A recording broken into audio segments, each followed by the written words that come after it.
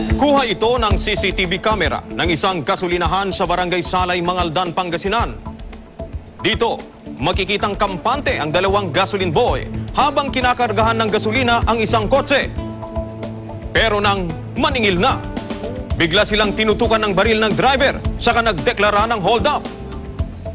Dahil sa takot, agad iniabot ng isang gasoline boy ang belt bag na naglalaman ng 400 piso.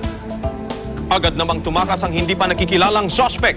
Ninervyos po talaga sila. Takot at saka talagang nagsitakbuhan po sila sa akin para humingi ng tulong agad.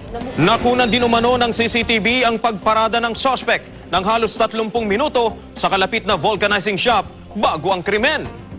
Ayon sa pulisya, kung tumawag lang daw sa kanila agad ang mga tauhan ng gasolinahan, posibleng nahuli pa ang suspect. Yung time element kasi very crucial yan eh. Once na tumagal siya ng 10 minutes eh, considering yung gamit na sakyan, parang modelo yata yun.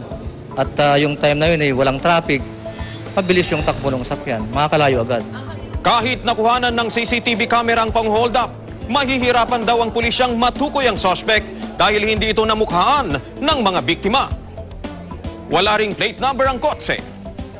Paalala naman ng otoridad sa publiko, maging mapagmatsyag upang maiwasang mabiktima ng mga kawatan.